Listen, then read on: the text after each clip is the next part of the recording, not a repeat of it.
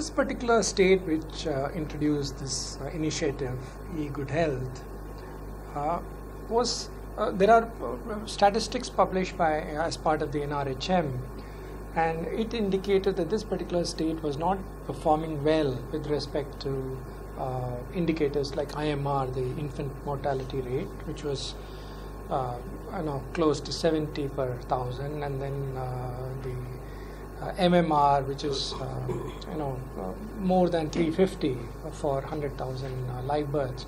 So with this statistics as a background, the state wanted to bring about a change in the health scenario within its districts, and therefore this e-government initiative, e-Goodhealth, was envisaged. The main objectives of this initiative, as you must have read from the information already available with you, was to prepare a complete health database of pregnant and lactating mothers and children in the immunization age group. So that was one of the main objectives, to have a complete database. The second was to track the pregnancy in the target area, not just track pregnancy, but track pregnancy with the help of technology. So the objective was to introduce a technology-based monitoring system to ensure both ante and postnatal care. Another objective was to provide 100% immunization to pregnant and children in the target age group 0 to 5, less than 6 years, and also to disseminate information for bringing about change in the mindset of the people, which it was hoped will result in better health care. So these were the main objectives, and one of the plans was to involve the local level health workers and village officials to make this project a success. What was the implementation approach? It really started with a survey of the population in the target area, and it involved, it really factored in very intense involvement of the community health workers, the ASHA workers, the auxiliary nurse midwives, the ANMs, the ASHA workers, and so on. So that was, and then the primary health centers, the PHCs, were the main functionaries in the process. Since this was supposed to be, this was intended, not just supposed to be technology driven, one of the things that the project did was to assign every household with a unique ID. So the idea was this would help better manage the database and the other actions that were intended to be followed up. The survey was conducted on a periodic basis. There were several challenges in the implementation, again, as you would have noticed. There were some good points also. Technology was well thought out. The intentions were good. Since the project involved the local level functionaries, the ASHA workers and the village functionaries, there was a broad basing of the support for this project. So and then a lot of the technology applications were in the vernacular, in the local languages. So that took care of any digital divide that would have existed from language perspectives. So there were a lot of good thoughts that went in, and yet surprisingly, or perhaps not so surprisingly from a change management perspective, this project succeeded. It worked well for a certain amount of time, and then it didn't really scale up.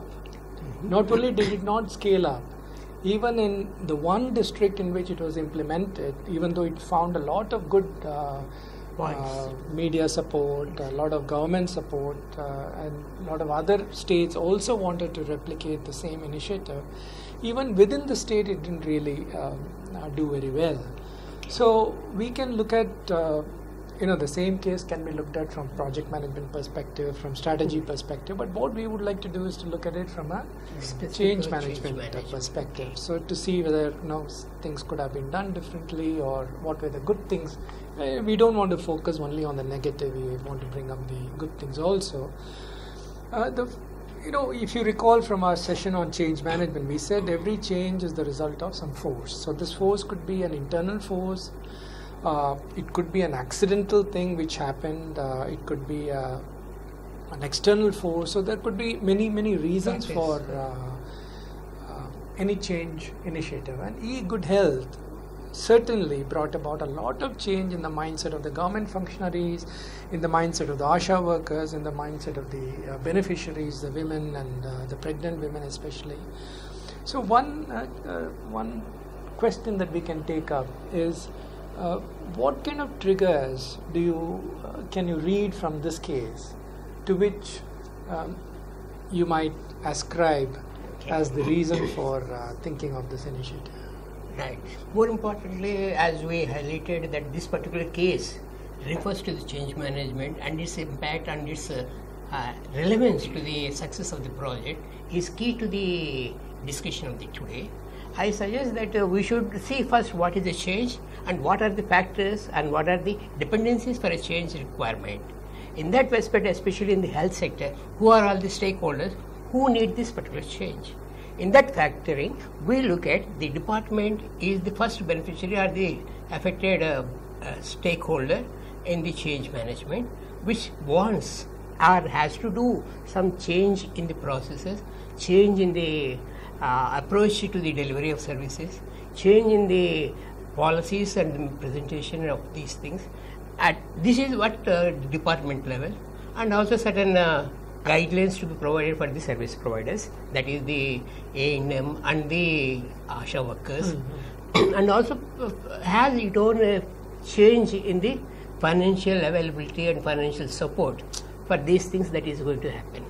These are the things when I look at the change as a change management for the stakeholders of the department for the delivery of services part of it. When we look at this change requirements, especially on the technology aspect of it, we need to look at what are the technological changes, what are the technological tools that are being used, what is the design changes that may come up because of the change in process of as is existing to the new process of accommodated to the service level requirements by process change improvements or from database creation improvements, so on and so forth. I think this gives a good perspective for where the change is going to happen and how it is to be handled. There is another factor which I need to mention clearly, who are the major stakeholders, that is the ASHA worker and the A&Ms, who are the delivery point of contact for these particular services of the work to be delivered, services to be delivered. So these are the things which we need to look into, where and how the changes are going to be affected. We can further discuss down the line and at each level. But to what would you actually say is the trigger? Why do you think this? The reason for triggers can be many reasons. One example is the statistics of the state or district of poor health. Poor health because showing a very bad statistics on children and women health. Yes. One of the point, that is one of the point. And there is a pressure from the higher authorities or political pressure where to improve the health factor scenario. Other is the competition. One of the other factors will be competition from peers or from other state districts or other parts of the country. So which push us to a change or to trigger a new idea for. True. So like we discussed in our change management sessions, a change trigger could be either a proactive one or a reactive one. Right. So from a reactive point of view, it could be the poor statistics of the poor health statistics. Parameters like the government officials may have wanted to react to that and then say I need Exactly. a good system. From a proactive sense, I think especially in the e-governance space, we have to clearly mention that. We noticed that, as we have done as part of our implementations, we noticed that some government officials are reluctant to take up technology. At the same time, you also have a lot of government officials who are very proactive. Right. They have a lot of knowledge in ICT, they have interest in ICT, they are motivated by ICT. So from a proactive point of view, it is quite likely that the project sponsors of e-Goodhealth may have understood the power of the new technology. The IVRS and the SMS, the mobiles. Exactly. And they may have wanted to bring that in and explore this further. Now, I'm not sure, from a change management perspective, does it make a difference if it is a reactive or a proactive one? Yes, especially if it is reactive, it has positive as well as negative responses on the project implementation success part of it. Reactive in the sense, the factors that are happening post the incident will have impact on the already completed steps, either in the process or in the software side or in the satisfaction levels of the ASHA workers who are the delivery point of it. The proactive steps as the stakeholders at the highest level, they are doing a good work because it's a good initiative and it is being taken up with a well knowledge of the technology and also the goodness of the outcome of this successfulness of the product in enabling the IMR and MMR to the expected and service levels. I think this is an excellent point that you made. I'm just thinking perhaps, we cannot be specific to cannot be very concrete in suggesting this, but one way of looking at it perhaps is that proactive suggests perhaps that there is scope for improvement, so you're not criticizing anyone. Exactly. So in that sense perhaps there is a the whole culture is a kind of positive culture, whereas if you're reacting to something, perhaps again you have to also take it with a lot of introspection. What we are suggesting, perhaps it is possible that reactive has that component to it. That it may not long last, because if the reaction, there's a reaction goes down, the involvement may come down. Yeah, especially proactive, we can see a support till the end of the project. Possible. Again, this may not be scientifically proven backed by anything, exactly. but I think it's a valid point that we just heard, that change from a proactive and reactive may have different emphasis areas at least. Perhaps this would be a good time for you also to reflect. Think about something that you have done, some project you have been involved in, or some change that occurred in your life, which you initiated, versus something which was forced on you. See if the way some of the government projects, what in my experience I came across, have a similar concerns as well as situational equivalence, I can say, have been considered, and I observe that there is a chance for reactive to be adopted in the process of reactions or the convenience or the stakeholders, especially their concerns. How easy we are making the corrections for the reactions or the activities being concerns of the stakeholders, whether it is the highest level of levels or at the lowest of levels, and at the bottom line the service receivers who are the citizens part of it. When it comes to the citizens, the database is being considered very actively and correctly to start with the project initiation. That is a good positive step, and it has taken correctly in the direction that it should be. And however, what we noticed down the line is there is some concerns expressed in the project doers, which are the ASHA and the ANMs, that they are not happy with the way the process has been done. I'll probably cut you here, and then because there is a good point that you have made, maybe there's another point we can take up for discussion. One of them is this. You're suggesting that there are the changes in some sense has affected different people differently, Ashas and the government functionaries, the citizens. So one question I have now is that every time we talk about change, we are saying that we are in position X and we want to move to position Y. And this change could be, as you may recall from our previous discussions, it could be incremental and so on, or it could be. Now, the question I have is, in this particular instance, e-Goodhealth, how would you classify the change? Is it because this question is relevant because e-governance, we say, is a transformation effort. So this is an e-governance project, right? So can we say, by looking at the case, that this project resulted in large-scale transformation change?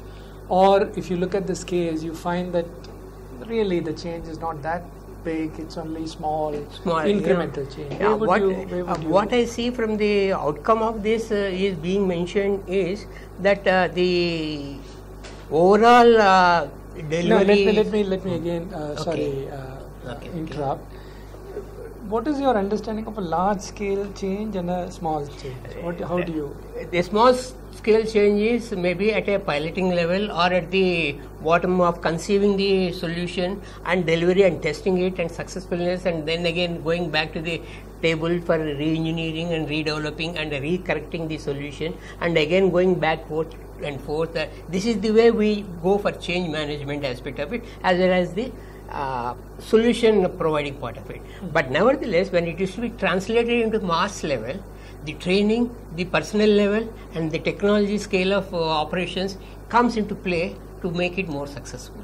That is where the database management, that is where the database continuous improvement and maintenance comes into play. What do you think about large scale, small scale? Large scale, it again depends on the project. When I say, or if you think moving a manual system to a automated system, a particular project is a large scale transformation. But if you see other case where moving from one version to other version, technologically superior version, that is small transformation but giving a lot of impacts. So it is what I feel is a relative. There's, wonderful.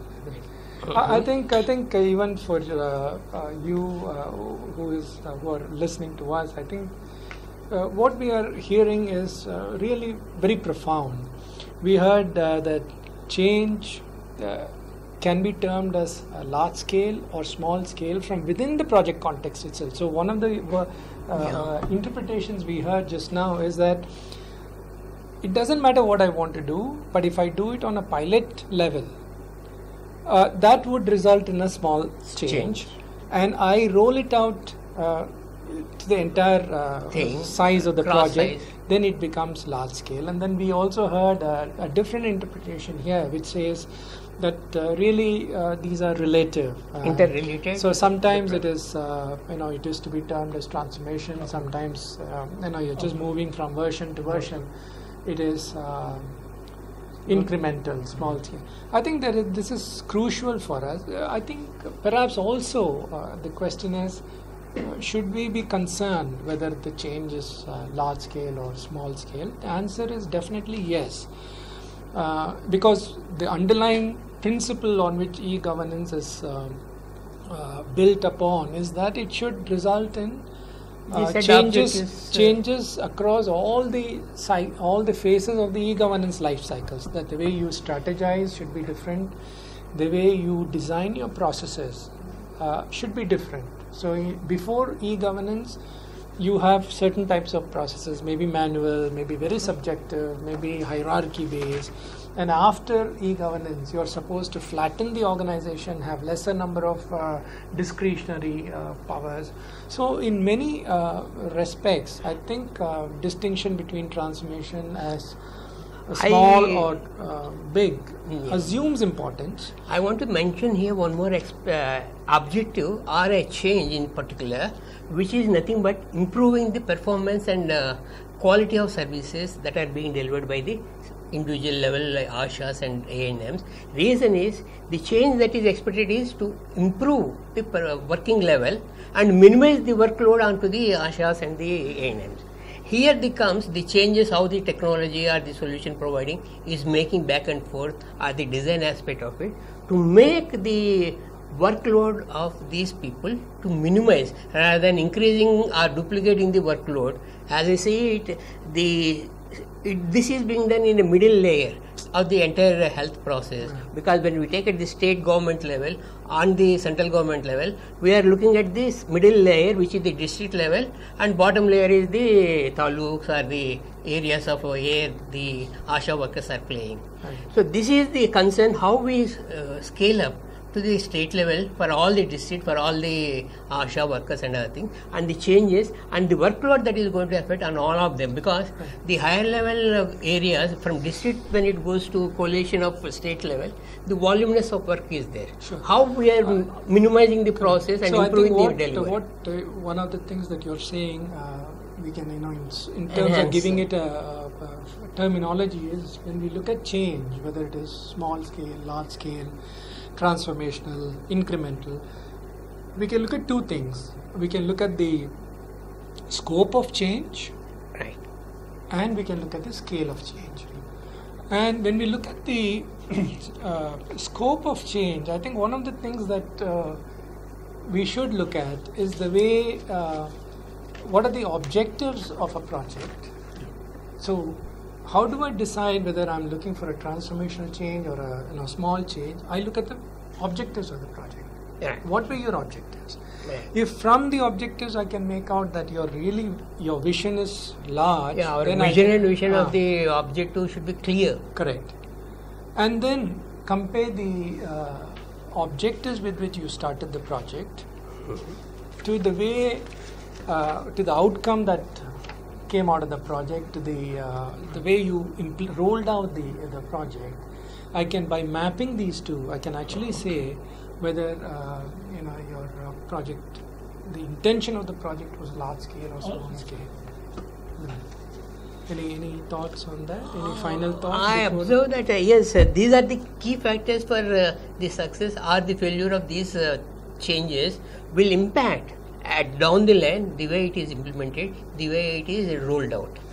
However, we need to take into consideration the satisfactory levels and SLAs that are being included in the project objectives, where the SLAs will identify whether the IMR, that is the infant mortality, or the MMR, that is the mother's maternal mortality, are whether reducing or being considered as the SLA level or not. When they are taken into consideration of SLA level and other things, then how the changes are to be towards that direction, and also the workload when we look into in the overall perspective of the work aspect of it, to minimize or to ease out the work of the ASHA and A&Ms. We should say the automation which in the process we are including to enable the IMR and MMR and the improvement of the service delivery, factoring is to be considered. Sure. I think what we need to do as part of this exercise in answering this question, which we accept is a very important question that we need to ask ourselves, is we need to look at the issues, we need to look at the objectives, and where the objectives clearly are mapped to the issues, that means meeting these objectives will solve some of these issues, then I'm at least in sync, the project is in sync with these two. If some some issue is left out intentionally, then we can say it is kind of a phased approach to the project. Approach can be maybe I don't want to address this issue to start with, or maybe this issue is not very critical. So in terms of priority, it's a low issue. So we can, if it's an intentional decision, then we can accept it. But one thing that really is interesting is where you have an objective which doesn't really relate to any issue. That means there is no stated issue, but you have an objective. That is like the skill level improvement. It is not mentioned anywhere how the ASHA or the A&Ms are geared up to take up such activity or to deliver their service easiness. Sure. They don't know whether the implementation of this project will minimize their workload or increase their workload, or it is going to have extra burden and tensions created for them in fulfilling their own roles and responsibilities. In that context, we need to look at these changes though not set as the objectives, to be considered. So unless we consider the objectives like easing or minimizing the workload of ASHA worker, we will not be able to see its impact. I think it is very important that when we use phrases like, every project, from your own experience, and we know from our experience, every project states, has some objectives, some visions, and some issues, and so on. So we have to be very clear. What is an objective? Yeah. What is an output? What is an outcome? Then we are able to better. We also set the objective for the large scale scale out. Otherwise, at a later time, a small scale to large scale out will become a drag on the project rolling it out. Sure. When I say this, I want to specifically say if you take training, a training of objectives in a pilot's level is easier to handle with simple resource management of trainers and the technologies that are available. Nevertheless, when you take the resources training at a higher level, hundreds and thousands of ASHA workers at each village level, when you look at the state level or the district level, that becomes a massive training logic to be done. What can be done in a week's time maybe require a month or 2 months or a longer time. I think what we now need to take up is another aspect of ICT, Right. which is a force and which brings about change.